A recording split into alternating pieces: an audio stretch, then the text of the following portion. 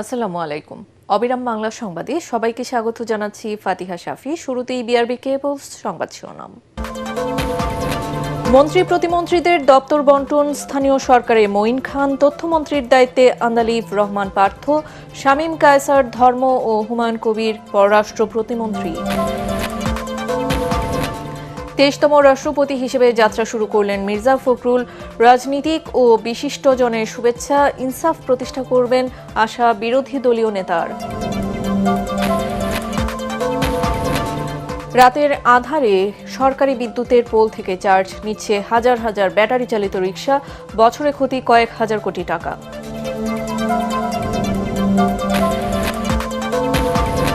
এবং তীব্র গ্যাস সংকটে বিপাকে সিএনজি ও প্রাইভেট কার চালকরা, নষ্ট হচ্ছে কর্মঘণ্টা, কমছে আয় রোজগার, সংকট বাসাবাড়িতেও।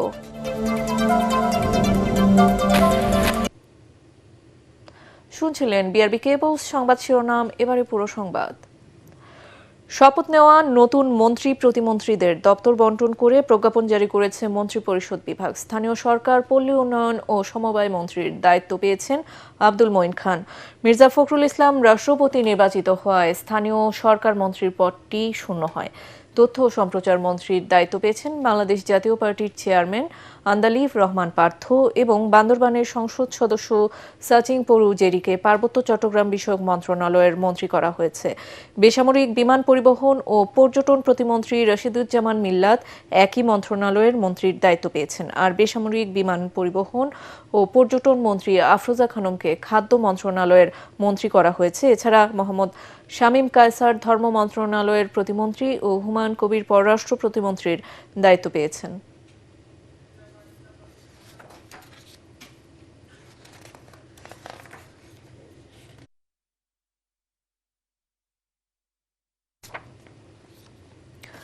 শপথ নেওয়ার মাধ্যমে দেশের 23তম রাষ্ট্রপতি হিসেবে যাত্রা শুরু করলেন মির্জা ফখরুল ইসলাম আলমগীর।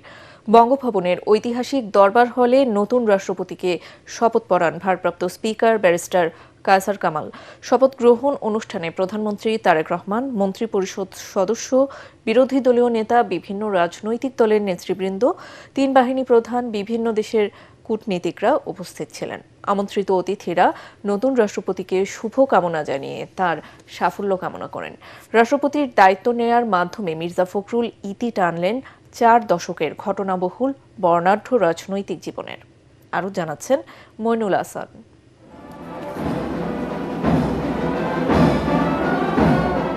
আলো ঝলমল, উৎসব মুখর বঙ্গভবন। হাজার খানেকেরও বেশি অতিথিদের উপস্থিতিতে দেশের 23তম রাষ্ট্রপতি হিসেবে শপথ নিলেন মির্জা ফখরুল ইসলাম আলমগীর। আমি মির্জা ফখরুল ইসলাম আলমগীর সশ্রদ্ধ চিত্তে শপথ বা দৃঢ়ভাবে ঘোষণা করিতেছি যে আমি আইন অনুযায়ী বাংলাদেশের রাষ্ট্রপতি পদের কর্তব্য বিশ্বস্ততার সহিত পালন করিব। ভারপ্রাপ্ত স্পিকার ব্যারিস্টার কায়সার কামালের সাথে কণ্ঠ মিলিয়ে তৃণমূল থেকে উঠে আসা বর্ষিয়ান সর্বজন শ্রদ্ধেয় মির্জা ফখরুল ইসলাম আলমগীর শপথে দৃঢ় উচ্চারণ, দেশের প্রতি আনুগত্য পোষণ, সংবিধানের রক্ষণ ও নিরাপত্তা বিধানের। আমি বাংলাদেশের প্রতি অকৃত্রিম বিশ্বাস ও আনুগত্য পোষণ করিব। আমি সংবিধানের রক্ষণ, সমর্থন ও নিরাপত্তা বিধান করিব। শপথ অনুষ্ঠানে উপস্থিত ছিলেন প্রধানমন্ত্রী তারেক রহমান, মন্ত্রী পরিষদের সদস্যবৃন্দ, বিরোধী দলীয় নেতা, বিভিন্ন রাজনৈতিক দলের শীর্ষ নেতৃবৃন্দ, 3 বাহিনী প্রধান, ঢাকায় কর্মরত বিভিন্ন দেশের রাষ্ট্রদূত, মিশন প্রধানরা। দর্শক সারিতে ছিলেন সমাজের নানা ক্ষেত্রের বিশিষ্টজনরাও। আমি রশিদুজ্জামান মিল্লাত সশ্রদ্ধ চিত্তে শপথ বা দৃঢ়ভাবে ঘোষণা করিতেছি যে রাষ্ট্রপতির দায়িত্ব নেয়ার পরপরই নতুন 4 মন্ত্রী ও 2 প্রতিমন্ত্রীকে শপথ পড়ানোর মধ্য দিয়ে দেশের সর্বোচ্চ অভিভাবক হিসেবে যাত্রা শুরু করলেন মির্জা ফখরুল ইসলাম আলমগীর। আমি আইন অনুযায়ী সরকারের প্রতিমন্ত্রী পদে। নতুন মন্ত্রীরা তাদের প্রতিক্রিয়ায় বলেন, জনগণের প্রত্যাশা পূরণে প্রধানমন্ত্রীর নির্দেশনায় কাজ করে যাবেন তারা। নিষ্ঠার সাথে যেভাবে শপথ পালন করলাম সেভাবে আমি পালন করব এবং আপনাদের সঙ্গে আমি টাইম টু টাইম যাই জানতে চাবেন না কেন, বিশেষ করে আমার মন্ত্রণালয়ের, আমি আপনাদেরকে সব বলবো। Great opportunity again to work for the people, এগুলো সব হচ্ছে আল্লাহর দেওয়া দান, বুঝছেন? এগুলো নিয়ে আমার কোনো অহংকার নাই, কোনো নাই। এই আছে ফ্ল্যাগ দেখেন না, তাই মাঝে মাঝে মাঝপথে আবার চলেও দেখতে পারে, বুঝছেন? দেশের জন্য কমিটমেন্ট নিয়ে কাজ করেন, আপনার দেশের মানুষের প্রতি আপনি একটা লয়্যালটি দিয়ে আপনার দেশের ব্যাপারে কোনোখানে আপনি ডোন্ট কম্প্রোমাইজ। নতুন 6 সদস্য যুক্ত হয় প্রধানমন্ত্রী তারেক রহমানের নেতৃত্বাধীন মন্ত্রিসভার আকার দাঁড়ালো 53 জনে। ফ্যাসিবাদ বিরোধী দীর্ঘ 1.5 দশকের আন্দোলন সংগ্রামে সাহস, ত্যাগ আর দেশপ্রেম দিয়ে সফল হয়েছিলেন মির্জা ফখরুল ইসলাম আলমগীর। তারই পুরস্কার হিসেবে আজকে রাষ্ট্রপতি হিসেবে শপথ নিলেন তিনি। বিএনপি নেতাকর্মী, দেশবাসীর প্রত্যাশা, রাষ্ট্রপতি হিসেবেও সফল হবেন মির্জা ফখরুল ইসলাম আলমগীর। মইনুল হাসান, এটিএন বাংলা, দরবার হল, বঙ্গভবন, ঢাকা। নবনির্বাচিত রাষ্ট্রপতিকে অভিনন্দন জানিয়েছেন রাজনীতিবিদ ও সমাজের বিশিষ্টজনেরা।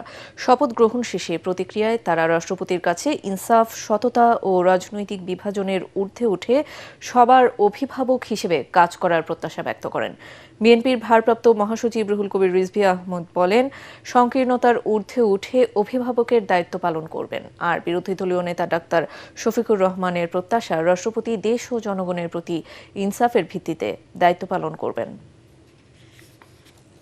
তিনি দলনিরপেক্ষভাবে সকল ধরনের পলিটিক্যাল ডিভাইড এবং অভ্যন্তরীণ সামাজিক যে ফ্র্যাকচার বা অন্যান্য যা কিছু আছে সমস্ত কিছুর ঊর্ধ্বে উঠে তিনি কাজ করবেন। আমরা আশা করব দেশ এবং জাতির প্রতি তার কাছ থেকে অন্তত কোনো ইনসাফের ব্যতিক্রম কিছু হবে না। তিনি ইনসাফের ভিত্তিতেই সবার সাথে আচরণ করবেন। আমরা খুবই উৎফুল্ল, খুবই খুশি যে ওনার মতো একজন পোর খাওয়া রাজনীতিবিদ আজকে রাষ্ট্রপতির আসনে বসেছেন। উনি একদিকে একজন শিক্ষক, উনি একজন স্থানীয় সরকারের নেতা, তৃণমূল পর্যায়ের সম্বন্ধে উনি জানেন। উনি একটি দুর্যোগপূর্ণ সময়ে একটি বৃহৎ রাজনৈতিক দলের নেতৃত্ব দিয়েছেন। উনি মন্ত্রী হিসেবে খুবই দায়িত্ব পালন করেছেন এবং একই সাথে ওনার যে মূল্যবোধ, সে ঐক্যবদ্ধ বাংলাদেশকে অনুপ্রাণিত করবে বলে আমি বিশ্বাস করি। দর্শক, সাভারের জাতীয় স্মৃতিসৌধে নবনির্বাচিত রাষ্ট্রপতি মির্জা ফখরুল ইসলাম আলমগীর ও নতুন মন্ত্রী প্রতিমন্ত্রীরা শ্রদ্ধা জানাচ্ছেন। আমরা এখন সরাসরি চলে যাচ্ছি সেখানে।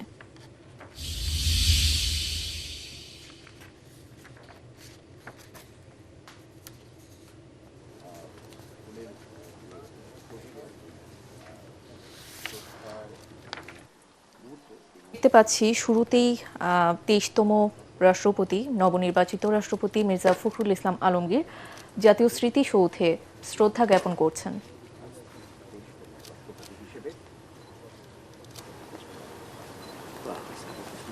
কাল শপথ নেওয়ার মাধ্যমে দেশের 23তম রাষ্ট্রপতি হিসেবে যাত্রা শুরু করলেন মির্জা ফখরুল ইসলাম আলমগীর। বঙ্গভবনের ঐতিহাসিক দরবার হলে নতুন রাষ্ট্রপতিকে শপথ পড়িয়েছেন ভারপ্রাপ্ত স্পিকার ব্যারিস্টার কায়সার কামাল।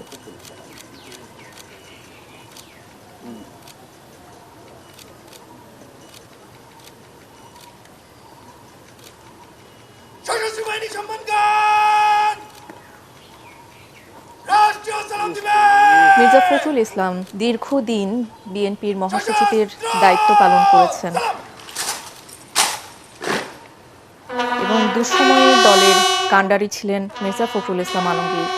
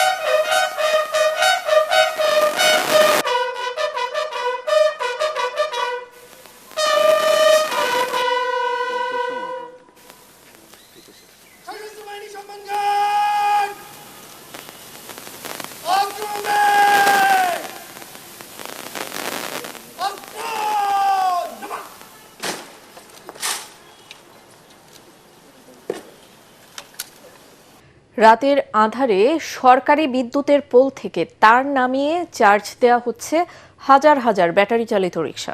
রাজধানীর তেজগাঁও শিল্পাঞ্চলের সড়ক ফুটপাত দখল করে গড়ে উঠেছে এসব অবৈধ চার্জিং স্টেশন। এমন বিদ্যুৎ চুরির ঘটনা ঘটছে সারা দেশে। এটিএন বাংলার অনুসন্ধানে বেরিয়ে আসে এরকম বেশ কিছু চিত্র। এতে করে বছরে সরকারের ক্ষতি হচ্ছে কয়েক হাজার কোটি টাকা। সাধারণ মানুষের জীবনযাত্রার সাথে ক্ষতিগ্রস্ত হচ্ছে দেশের অর্থনীতিও। কোনো এক অজানা কারণে বন্ধ হচ্ছে না বিদ্যুৎ চুরির এসব কাণ্ড। জহিরুল আলম রঞ্জুর ক্যামেরায় বিস্তারিত জামিল হাসান শান্তর রিপোর্টে।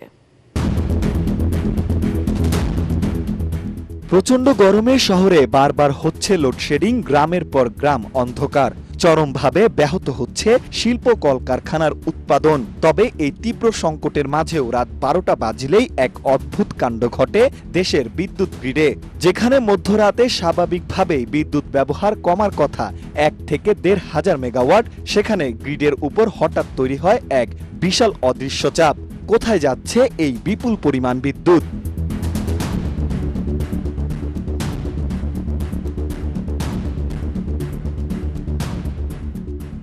অনুসন্ধানে দেখা গেছে রাজধানীর তেজগাঁ শিল্পাঞ্চলের প্রতিটি সড়কের ফুটপাত ও রাস্তার প্রায় অর্ধেক দখল করে চার্জ দেওয়া হচ্ছে কয়েক হাজার ব্যাটারি চালিত রিকশা বা স্থানীয়ভাবে টেসলা নামেও পরিচিত। মূলত সরকারি বৈদ্যুতিক খাম্বা থেকে বাইপাস করে অবৈধ লাইনে চার্জ দেওয়ার কারণে এই খাত থেকে সরকার বছরে প্রায় 4,000 কোটি টাকার বিপুল রাজস্ব হারাচ্ছে। মানে চার্জ দেন এখানে স্বাস্থ্য তারা মহাজনের দায়িত্ব, এটা তো আমরা তো এই রাস্তার মধ্যে চার্জ কিভাবে দেন? এই যে মিটার আছিল ওই মিটার নিচে গা এখন কি আসিল না, এখন কিভাবে দেন? ওহন তো দিতে আসা কিভাবে? লাইনে ভাঙি, হ্যাঁ ওই তো লাইনে ভাঙি ডাইরেক্ট লাইন থেকে। হ্যাঁ, এটা কি অবৈধ না? অবৈধ। এখানে কত আমাদের এখান থেকে 35-40টা গাড়ি আছে, অবৈধ চলে, আমরা বৈধ স্বীকার করব না। ডাইরেক্ট লাইন টেনে আনাইছে। এই গাড়িগুলোতে কত টাকা করে নেন প্রত্যেক গাড়ি থেকে? গাড়ি তো 400 টাকা জমা। ট্রাফিক পুলিশ বলছে সংঘবদ্ধ চক্রের কারণে বারবার অভিযান চালিয়েও ব্যাটারি চালিত অটোরিকশার অবৈধ সংযোগ পুরোপুরি নিয়ন্ত্রণে আনা সম্ভব হচ্ছে না। তো যারা এটা করেন লোভের বশবর্তী হয়ে করেন, এটা বৈধ না। অবৈধ কাজ সবসময় নিষিদ্ধ। এখন এখানে আপনি দেখছেন যে পুরো শিল্পাঞ্চল এরিয়াতেই হিউজ পরিমাণে এই গাড়ি এখানে চার্জিং হয়। এটা করে কারা? মানুষই তো করে। প্রশ্ন হলো কিভাবে রাজধানীর বিভিন্ন সড়কের সরকারি খাম্বা থেকে অবৈধভাবে বিদ্যুৎ ব্যবহার করে অবাধে চলছে ব্যাটারি চালিত রিকশার এই রমরমা বাণিজ্য। বৈদ্যুতিক খাম্বা থেকে তারা যারা এই বিজনেসের সাথে জড়িত, তারা বৈদ্যুতিক খাম্বা থেকে লাইন নেওয়ার সম্পর্কে তারা ভালো জানে। আমাদের কার্যপরিধি, আমরা হয়তো অন্য জায়গায় কাজে ব্যস্ত আছি, তারা নিজ উদ্যোগে এই লাইনগুলা তারা নামায় নেয়। এদিকে ঢাকা উত্তর সিটি কর্পোরেশনের প্রশাসক জানান, সড়কে অবৈধ রিকশা রাখা ও অনিয়ন্ত্রণ সংযোগের বিষয়ে তাদের স্পষ্ট ধারণা ছিল না। তবে দ্রুত কঠোর ব্যবস্থা নেওয়ার আশ্বাস দেন তিনি। আমরা তেজগাঁয় কিন্তু একাধিকবার, এটা আপনারা অবগত আছেন, একাধিকবার আমরা এখানে উচ্ছেদ অভিযান চালিয়েছি। আজকে আবার জানলাম, আবার আগামীকালকে সেটা ব্যবস্থা গ্রহণ করব। সিপিডির গবেষণা অনুযায়ী প্রতি রাতে জাতীয় গ্রিড থেকে প্রায় 2,000 মেগাওয়াট বিদ্যুৎ খরচ হচ্ছে শুধু এই রিকশা চার্জ করার পেছনে। কিন্তু বিদ্যুতের খুঁটি থেকে অবৈধভাবে অনিয়ন্ত্রিত সংযোগ নেওয়ার কারণে এই বিপুল পরিমাণ বিদ্যুতের কোনো অর্থ সরকারি কোষাগারে জমা হয় না। রাত্রে 2000 ইউনিট লস হচ্ছে। বিশেষজ্ঞদের মতে অচিরেই যদি এসব অবৈধ সংযোগ স্থায়ীভাবে বন্ধ করা না হয়, তবে ভবিষ্যতে চরম ও দীর্ঘমেয়াদী বিদ্যুৎ সংকটের মুখে পড়বে বাংলাদেশ। জামিল হাসান শান্ত, এটিএন বাংলা, ঢাকা।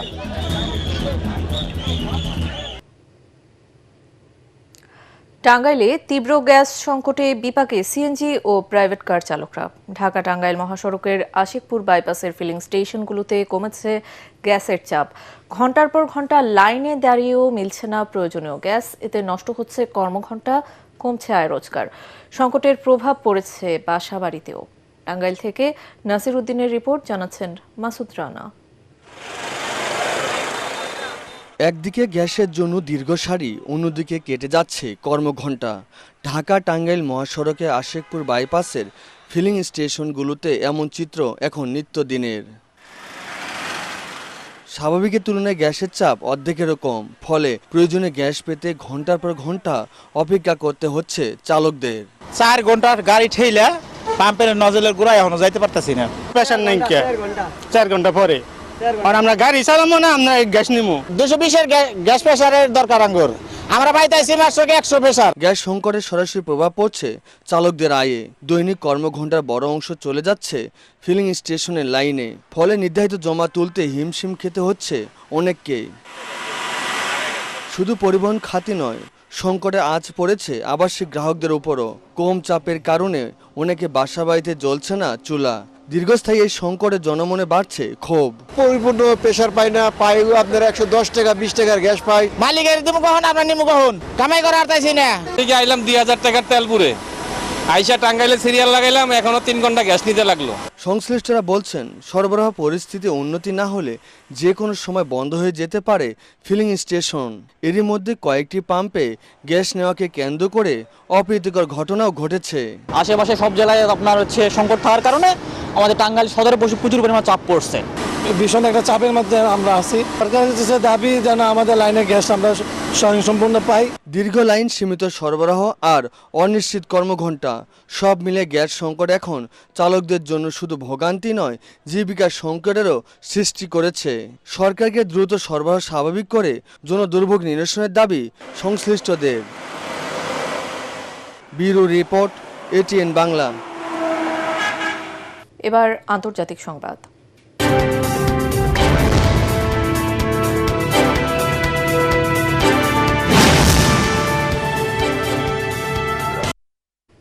ইউক্রেনের মধ্যাঞ্চলীয় শহর ক্রিভি রিহতে একটি শপিং সেন্টারে রাশিয়ার ড্রোন হামলায় অন্তত 14 জন নিহত হয়েছেন, আহত হয়েছেন 121 জন। আহতদের মধ্যে 22 জন শিশু রয়েছে।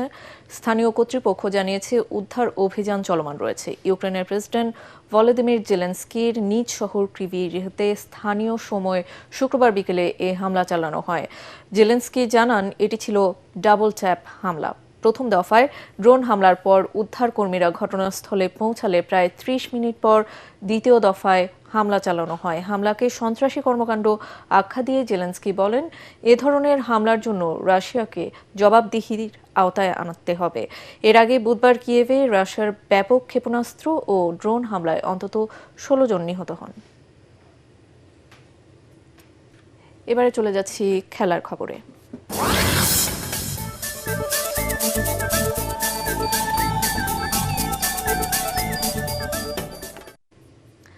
ম্যাকাই টেস্টে অবিশ্বাস্য ব্যাটিং ধস বাংলাদেশের। অস্ট্রেলিয়ার বিপক্ষে দ্বিতীয় ও শেষ টেস্টে টস হেরে ব্যাটিংয়ে নেমে প্রথম সেশনেই মিচেল স্টার্কের গতির সামনে খেই হারায় সফরকারীদের টপ অর্ডার। মাত্র 22 বলের মধ্যেই 5 উইকেট তুলে নেন এই বাঁহাতি পেসার। শেষ পর্যন্ত মাত্র 64 রানেই গুটিয়ে যায় বাংলাদেশ, যা টেস্ট ইতিহাসে তাদের চতুর্থ সর্বনিম্ন দলীয় স্কোর। এখন ব্যাট করছে অস্ট্রেলিয়া। বিস্তারিত জানাচ্ছেন Raihan Rasel.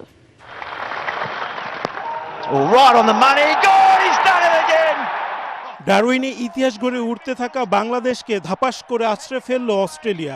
Aussie pacer Mitchell স্টার্কের সামনে যেন দাঁড়াতেই পারল না বাংলাদেশের টপ অর্ডার। ইনিংসের প্রথম বলেই ফিরলেন সাদমান ইসলাম। এরপর একে একে সাজঘরে গেলেন তানজিদ হাসান, অধিনায়ক নাজমুল হোসেন শান্ত ও মুমিনুল হক।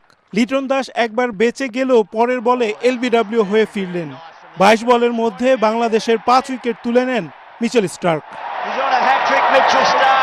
মাত্র 12 রানে 5 উইকেট হারিয়ে খাদের কিনারায় বাংলাদেশ। টেস্ট ক্রিকেটে সবচেয়ে বাজে সংগ্রহের রেকর্ড 1955 সালের। ইংল্যান্ডের বিপক্ষে মাত্র 26 রানে অল আউট হয়েছিল নিউজিল্যান্ড। সেই রেকর্ডটি এখনও অক্ষত। গত বছর অস্ট্রেলিয়ার বিপক্ষে 27 রানে অল আউট হয়ে সেই রেকর্ডের খুব কাছে গিয়ে থেমে যায় ওয়েস্ট ইন্ডিজ। সেই শঙ্কা জেগেছিল বাংলাদেশেরও, তবে মুশফিকুর রহিম ও মেহেদী হাসান মিরাজ সেই শঙ্কা দূর করেন। প্যাট কামিন্স দুজনকে সাজঘরে ফেরালে নিজেদের দলীয় সর্বনিম্ন রানে গুটিয়ে যাওয়ার আশঙ্কা তৈরি হয়। বাংলাদেশের নিজেদের সবচেয়ে বাজে অভিজ্ঞতা 2018 সালের ওয়েস্ট ইন্ডিজের বিপক্ষে 43 রানে অল আউট হওয়ার সেই দুঃস্বপ্ন। ম্যাকায়ে একটা সময় মনে হচ্ছিল সেই লজ্জার রেকর্ডটাও হয়তো আজ আবার নতুন করে লেখা হয়ে যাবে। ইবাদত হোসেনের পরিবর্তে একাদশে সুযোগ পাওয়া শরীফুল ইসলামের 14 রানের ইনিংসে সেই লজ্জা থেকে বাঁচলেও চতুর্থ সর্বনিম্ন স্কোরের রেকর্ড নতুন করে গড়েছে বাংলাদেশ। ডারউইনে ইতিহাস গড়া বাংলাদেশের সামনে এখন একটাই প্রশ্ন, ম্যাকাওয়ের এই ধাক্কা সামলে সিরিজ জয়ের স্বপ্ন কি আদৌ বাঁচিয়ে রাখতে পারবে তারা? রায়হান রাসেল, এটিএন বাংলা।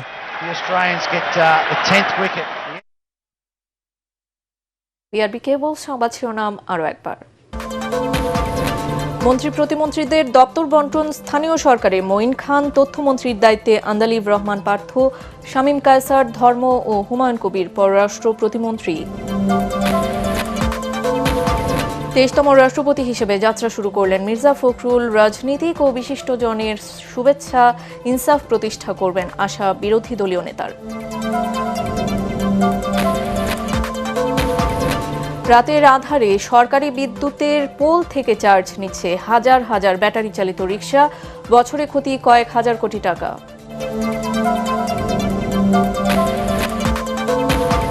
এবং তীব্র গ্যাস সংকটে বিপাকে সিএনজি ও প্রাইভেট কার চালকরা, নষ্ট হচ্ছে কর্মঘণ্টা, কমছে আয় রোজগার, সংকট বাসাবাড়িতেও।